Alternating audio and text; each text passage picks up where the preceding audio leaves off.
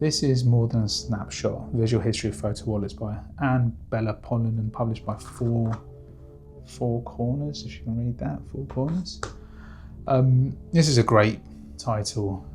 It's really about lost kind of analog culture and kind of everyday graphic design. I mean, the idea being, and I think this is what the author says, maybe on the back here, the author says, we used to receive our photographs inside these kind of little wallets, and I remember them so well, and then throw them in a drawer and barely think about them.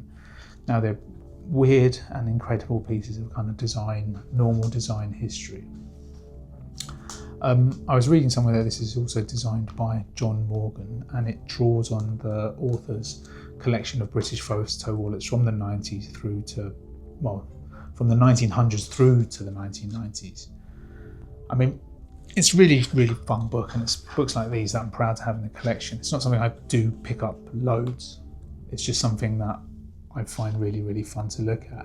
Because if you're roughly my age, mid-40s, you'll remember getting these back and you drop your film off, you wait for like a few days, maybe a week, and then you get your prints and your negs inside one of these kind of wallets. But it's really about, ordinary design culture, I suppose. All of us had photos in these things, and it's a wonderful kind of relationship we had with these kind of things.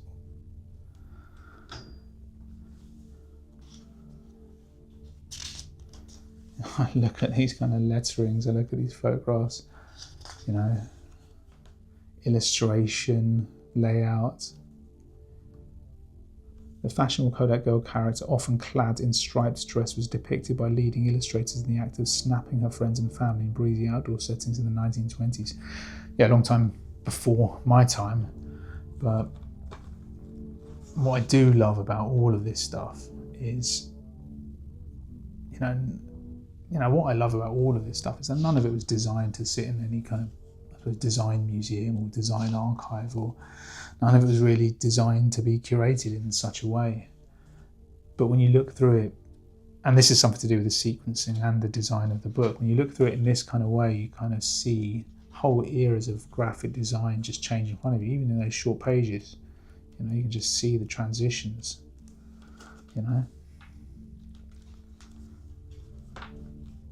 So old school. When Boots did it, Boots the Pharmacy, smiling kids, holidays, landscapes, Yeah,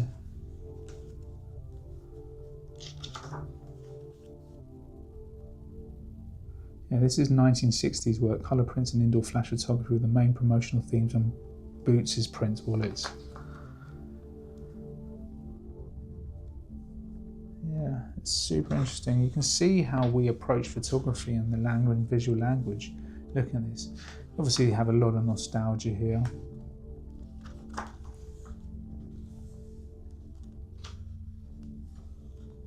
And I still take a lot of 35mm, and I end up sending my prints to a developer in East London and then getting it back, and still have that kind of feeling of like I'm not 100% sure what I took, especially if I haven't taken something for a few months and then just send it off. So this is a whole kind of conversation around kind of nostalgia, memory, and the idea of like you don't always know what you've taken. And there is some wonderful imagery here.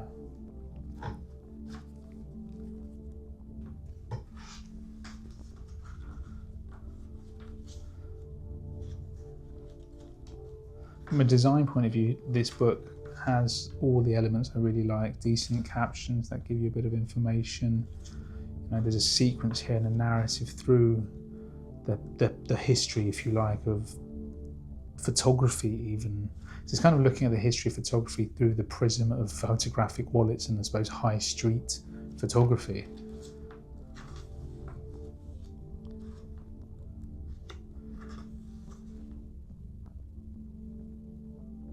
You can see a little bit of the kind of conditions of how people lived, and you've got this kind of aspirational kind of vibe to it as well.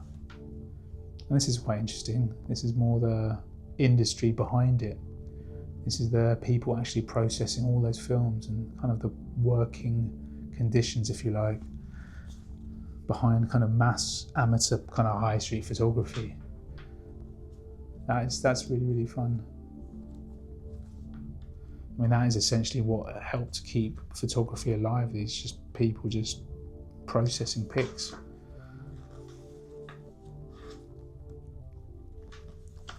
Yeah. I mean, from my head as a publisher, if you like, it's great. It's a compact little kind of 112-page hardback. I'm just reading now. It's 22 by 16 centimeters, designed by John Morgan, who I think can really do good books. I'm gonna have to look him up. This could easily become like a dry catalogue of envelopes, if you like, but the photography itself and the layout really makes it kind of work. You know, you've got the nice white space, kind of make things pop. Objects are kind of consistent and inserted correctly and feels good. You can see certain details that are enlarged certain places, and yeah, full kind of double page kind of illustration. That's just to kind of break the flow up.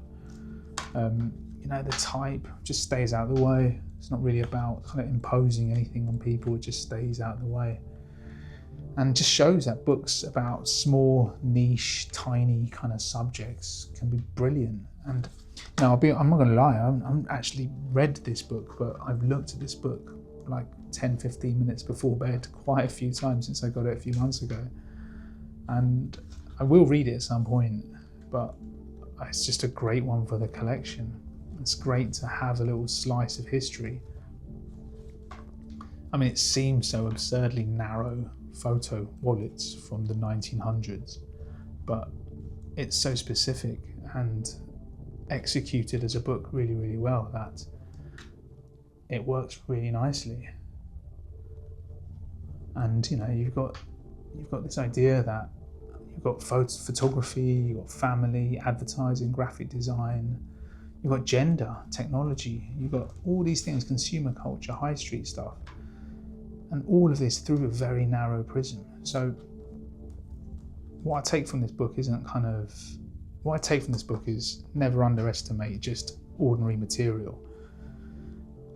You don't need to be a famous photographer or have this kind of expansive archive covering huge amounts of this and that. You just need to recognize that an everyday object that you've looked at many times can tell a much bigger story. And that's what this book does incredibly well.